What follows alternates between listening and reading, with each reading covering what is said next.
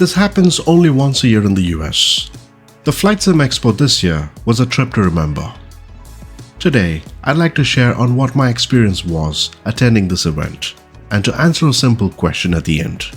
Was this event worth it?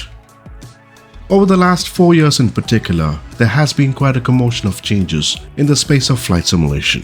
Now one platform opens up, welcoming not hundreds, thousands of teams who want to collaborate, making the sim a better place and of course, create more opportunity. Globalization sure has taken a turn, welcoming all these teams from around the world. Thank you for tuning in, by the way, and I'm Chickamagalur. The FlightSimExpo was held at Vegas this year at the Rio Casino for 3 days, from the 21st of June till Sunday, the 23rd. On Friday, the event was more inclined on product reveals, a line of announcements from all the big players. Saturday and Sunday was reserved mainly to showcase their latest products, on-site workshops, presentations from various teams. There was a dedicated floor to look at all the demos from different teams as we look at the flow plan here. My plan was to spend an entire day and get the most out of it. It was a tight schedule and I believed I could make it happen. My plan was to fly to Vegas in the early hours, visit the expo and get back to Sacramento by the end of the day. It was an AM flight at 5:30. Had to wake up at 3:30, leave my place at 4, reach the airport by 4:40, check in by 5 and take off at 5:30.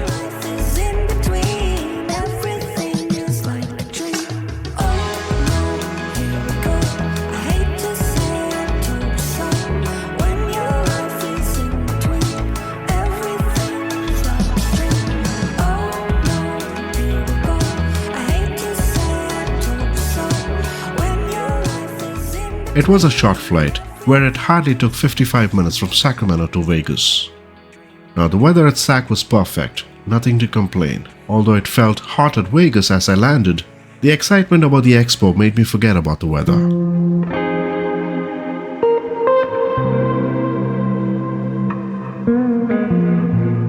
Now Las Vegas may be popular because of its casinos, but a large part plays on being the city with the most convention centers in the world. As mentioned earlier, the event was at Rio, which was the perfect place for the expo. Now the schedule was between 9 to 5, that was good enough to spend the entire day for me. I was greeted by the expo team who helped me with the registration, which was swift.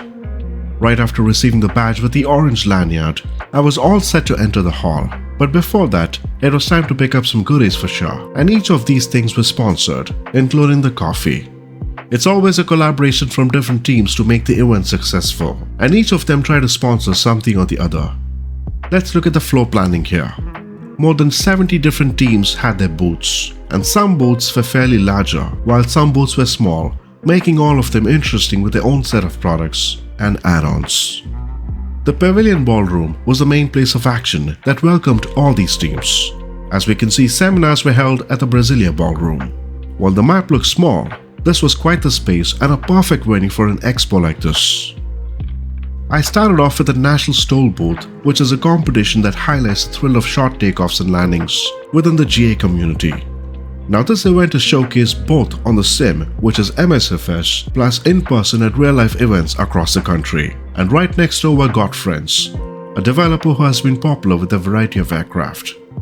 As I remember last year in the expo, there were a few products that interested me on a personal level. But before going to that direction, there was something that mattered to most of the flight simmers.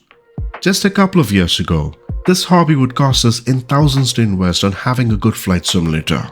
From having a yoke, throttle, rudder, the whole 9 yards, easily costing to something that could be similar to a used car.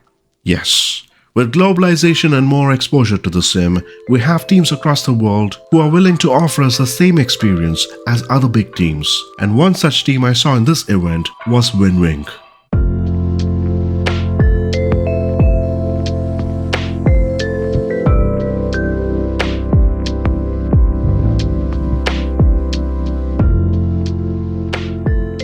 This was an eye-opener for me, and with their plans to launch their line of products, this was clearly a winner from day one, I thought. Can you imagine the level of pricing they are ready to offer us? Now this isn't an introductory offer or a limited seasonal discount. It's a regular price product. I was quite surprised on their line of products, and let's take for example here. If you take either an A320 or a 737, try to Google them and take a look at what the current market is offering. Any guesses? An FCU unit can easily cost you between $600 to $800. Now that is expensive. Of course there's quality and the type of material, etc. But what intrigued me at WinWing, one made specifically for A320 and another for the 737, and take a good guess at what they plan on offering on pricing. It's not $500 or $400 or even $300 to be competitive. They're ready to offer the same level of quality, the same experience for $129. This was a great surprise to me and a good one leaning towards affordable flight simming. With WinWing clearly on the table to be a good leader in the future, I came across some other interesting teams including Pimax, who are keen on pushing their next headset to the market with a great pricing model. This is what I like about FlightSimExpos. You get to demo the product yourself and get a better picture of how your own experience can be if you bought a product. Unfortunately, there are hardly any stores who offer you demos on flight simulation, which is really a sad thing as this is a niche hobby. Now talking niche, the future of flight simming appears to be on a larger scope with the next installment of 2024.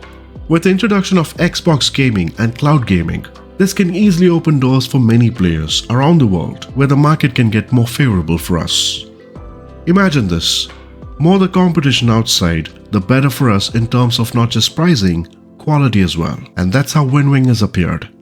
By the way, I did pay a visit to Thrustmaster and quite frankly, I saw nothing really exciting on their end and it did feel very similar to last year, but hopefully something on the horizon I imagine. Now another team who had great potential is the team of FlightSim, and I have a very good feeling on this to be the next in line in the scope of flight simulation. The CLS-60 yoke was open for demo, plus the brand new launch of the Boeing yoke, which can be fitted onto the CLS-60, making it the best way to flight sim. This is another point I wanted to bring up, having a modular approach in simulation. Back then, we as consumers didn't really have a choice in hardware, where we were forced to use different types of hardware for different experiences, costing us in hundreds over time. Now with teams like Honeycomb who offer us modular options plus flight sim, this becomes a much more practical hobby, ultimately making the end users, meaning us, feel that this can be affordable. Now one of the top keywords in a hobby to enhance every flight would also be force feedback. This has been something that most developers are getting their hands on. Not just flight sim, other teams are slowly understanding the importance of immersion, who came out with their beautiful joystick, or their truck wheel. This was on demo by the way. The force feedback yoke from Simionic, DOF Reality with their motion platform and more. There's no doubt that some choices seem to be on the expensive side, but this is a good starting point for many opportunities.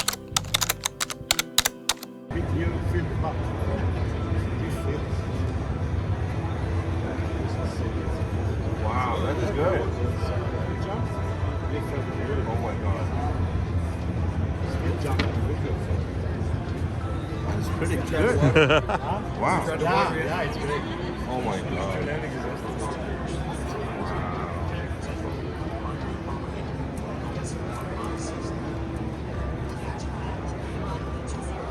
By the way, last year I was quite surprised with two teams, and one of them being Ultimate Motives, run by Ron Santorini. He's known to make such wonderful instruments, which I have reviewed by the way, and these are instruments that go perfectly well on your GA flying, and feedback is something we need as consumers. You really can't look down to get a perfect picture while flying to know the speed of your aircraft or get any other information, and rather have a perfectly looking product right in front of you that responds well. The brand new product this year was launched, which was the G5 6-pack that has a similar approach to the other 6-pack instrument panel they have. Ron was pleased to see me, and I couldn't be happier to see their team at the expo. There were other teams including Desktop Pilot who showcased their products mainly inclined towards GA aircraft.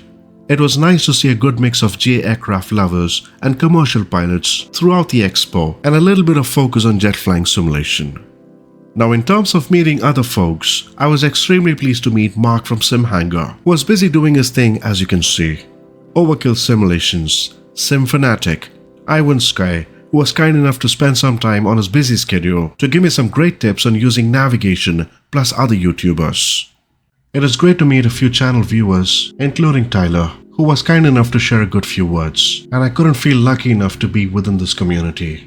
After visiting almost 70 plus booths, my day was pretty much done by 4 PM, and I can't imagine how much effort all these teams might have put to make sure their booths looked perfect, patiently answered all questions, and still have the energy to present their products, which was continuous for almost 3 days. I couldn't believe myself when I looked at my watch and realized that I did 14,000 steps, and I definitely needed a fresh cup of coffee. Right that evening, my flight was on schedule heading back to Sacramento, where I reached safely around 9:45. So far, there were 3 things I thought I could take away from this event this year. The future of flight simulation and the way it has been shaped towards. Now all the boxes mark as positive for us as simmers. When I mention 3 things, they would be affordability. Yes, we should see more affordable flight simulation products with more competition coming in the future who want to offer us similar quality as leaders. Secondly, modular approach to products and having more options with your existing hardware that makes much more practical sense, plus save on budget long term instead of investing on more hardware.